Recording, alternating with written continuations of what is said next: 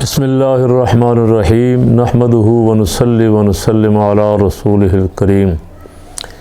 گزشتہ روز کے long march اور جلسے کے آفٹر شاکس ابھی تک محسوس کیے جا رہے ہیں، اور جو وزیر رات رہ گئے تھے بیان دینے سے وہ اب اس وقت لگے ہوئے ہیں۔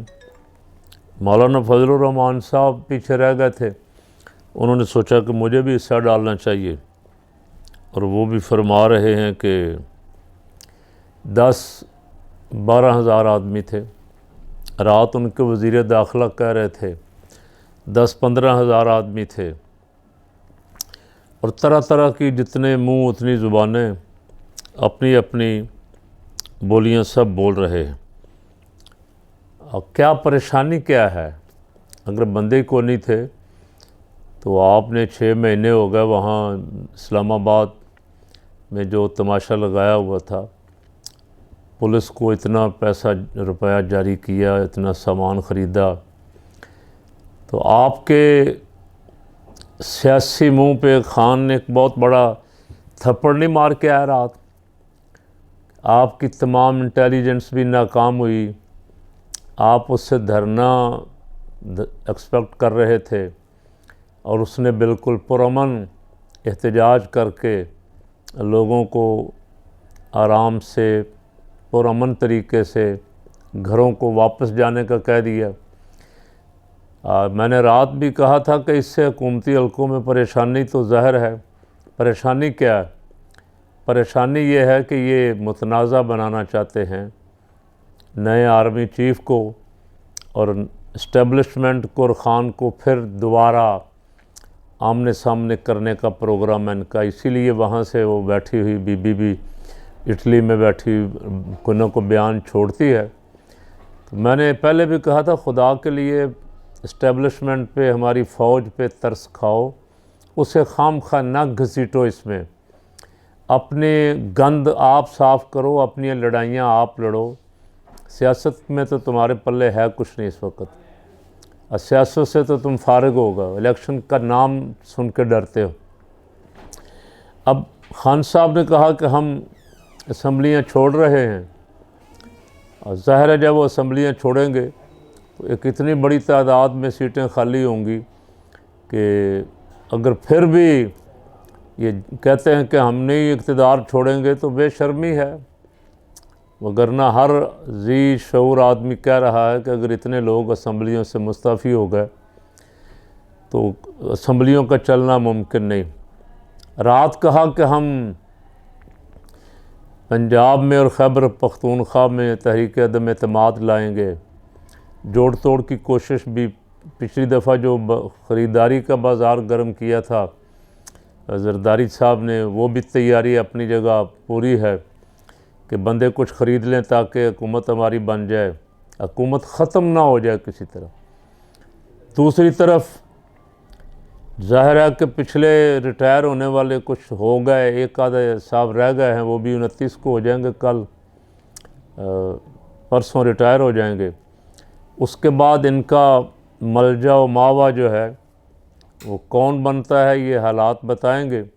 یہ پریشانی ہے سب سے بڑی، اس لیے رات کے بیک ڈور رابطے، مذاکرات کی کوششیں خان سے کل تک آنکھیں دکھا رہے تھے، اور آج منت سماجت پہ آ گئے۔ کس بات کی منت سماجت کر رہے ہیں؟ کسی طرح حکومت 2-4 مہینے اور بچ جائے، بس۔ نہ ملک کی معیشت کی کوئی فکر ہے۔ جانے والے آرمی چیف صاحب کہہ گئے کہ معیشت بہت بدترین حالات میں ہے، وزیر خزانہ کہہ رہا ہے بہت برے حالات ہیں۔ مولانا فضل الرحمان صاحب مطمئن، مولانا فضل الرحمان صاحب بڑے خوش ہیں کہ مولانا فضل الرحمان صاحب کو خیبر پختونخوا کی گورنری بھی مل گئی۔ وزارت مواصلات جس میں بہت پیسہ ہے وہ پہلے ان کے پاس تھی، وزارت حج اور مذہبی امور بڑی منافع بخش وزارت ہے، وہ بھی ان کے پاس تھی۔ کوئی بھائی ایم این اے، کوئی بھائی ایم پی اے، کوئی بیٹا وزیر، اب سمدھی جو ہے وہ گورنر بنا دیا گیا ہے۔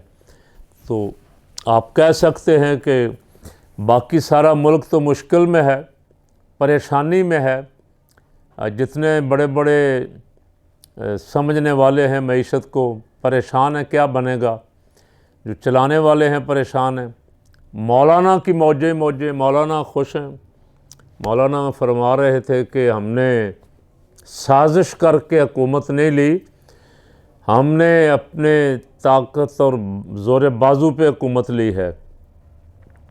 تو مولانا اللہ کو حاضر ناظر جان کے کہو کہ واقعی تم نے سازش نہیں کی، تمہیں کس نے حکومت لے کے دی، کتنا پیسہ لگا، کون کون سے لوگ، ایمل ولی کو، اسفندیار ولی کو آپ کے ساتھ کس نے بٹھایا؟ سوال ہی پیدا نہیں ہوتا تھا کہ وہ جماعتیں جڑ جائیں جو جوڑ دی گئیں۔ آپ کہہ رہے ہیں سازش نہیں کی، تو آخر آگے بھی کو مولانا جواب دینا ہے جا کے۔ ٹھیک ہے، آپ 4 دن عیش تو کر لیں گے، ادھر آپ کی موج ہے، ادھر زرداری صاحب کی موج ہے۔ زرداری کے ڈی سی جو ہیں، ڈپٹی کمشنر، اربوں روپیہ لوٹ کے بھاگ رہے ہیں، دوڑ رہے ہیں، ان کے قصے زبان زد عام ہیں۔ اور وہ وزیر خارجہ صاحب بڑے مطمئن ہیں، بڑے خوش ہیں، ان کو پاکستان کے حالات ایسے شاندار لگ رہے ہیں کہ ایسے وہ کہتے ہیں کہ بھٹو کے دور میں بھی نہیں تھے جیسے اب میرے وزیر خارجہ بننے کی وجہ سے ملک کے حالات سیٹ ہو گئے۔ تو ملک کا مفاد دیکھو خدا کے لیے، اپنی ذات کا مفاد تو آپ کے سامنے رہا ہی ہے ہمیشہ، لیکن اس کے ساتھ کوشش کرو چلیں 10 15 20 50% اپنی ذات کا بھی رکھ لو، لیکن 50% ملک کا بھی تو سوچو یار۔ خدا نخواستہ تمہارے یہ کہتے کہ ہم نے ملک بچانے کے لیے حکومت لی ہے، کوئی بندہ مانتا ہے اس کو؟ جب لی تھی اس وقت کیا حالات تھے ملک کے، اور اب آج کیا حالات ہیں؟ آج تو مولانا مسجدوں میں لوگ جھولیاں اٹھا کے بد دعائیں دے رہے ہیں آپ کو، پی ڈی ایم کی ساری حکومت کو، امپورٹڈ کو بد دعائیں دے رہے ہیں، بجلی کے بل نہیں دیے جا رہے، مسجدوں کے چراغ بجھ رہے ہیں تمہاری اس مہنگائی کی وجہ سے، اور تم ابھی اور مہنگائی کا سوچ رہے ہو۔ گھروں کے چولہے بجھ گئے، گیس نہیں آ رہی، اور آگے گیس کا ایک بڑا بحران نظر آ رہا ہے، گندم، چینی، ہر شے عوام کی پہنچ سے دور ہو گئی۔ آپ مطمئن ہیں، آپ بڑے خوش ہیں، ہم نے ملک کو بچا لیا ہے۔ ملک کو بچانا آخر آپ کس کو کہتے ہیں؟ کم از کم کچھ عوام کو بھی تو سمجھائیں۔ میں صرف یہ عرض کرنا چاہتا ہوں کہ اس ملک کا کچھ سوچیں خدا کے لیے۔ اگر ملک ہے تو آپ ہیں، ملک ہے تو ہم سب ہیں۔ اگر ملک خدا نخواستہ ملک کو کچھ ہوا تو یہ آپ کی ساری موجیں، بلکہ موجیں ہی موجیں جو ہیں یہ کہیں نہیں ملیں گی۔ یہ آپ کی دوستیاں تو ہیں انڈیا کے ساتھ، آپ کا خیال ہوگا کہ ہمارا تو کوئی پرابلم ہی نہیں ہے۔ ادھر امریکہ سے وفاداریاں ہیں، ادھر انڈیا سے دوستیاں ہیں، لیکن غلامی کی زندگی بڑی بدتر زندگی ہے مولانا۔ جو مسلمان وہاں رہتے ہیں ان کا حال کبھی کبھی آپ جا کے پوچھا کریں۔ آپ کے جانے آنے پہ تو کوئی پابندی بھی نہیں ہے، آپ تو اتحادی ہیں پرانے ان کے۔ اس لیے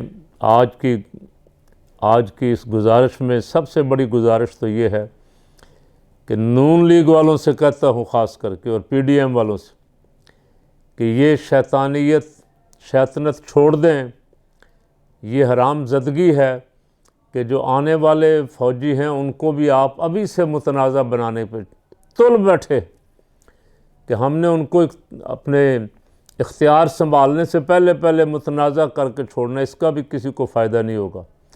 اداروں کو متنازع نہ بنائیں، اداروں کو اپنا حامی۔ مریم بی بی نے، یاد ہوگا آپ کو، اگر نکال کے دیکھنا ہے تو دیکھ لیں، جب آرمی چیف راحیل شریف صاحب آئے اور chief justice of Pakistan Saqib Nisar صاحب آئے، تو مریم بی بی نے اس وقت بھی ٹویٹ کیے تھے اب سارے طوفان ٹل گئے ہیں، تو پھر بعد میں 2-4-6 مہینوں بعد رونا شروع کر دیا۔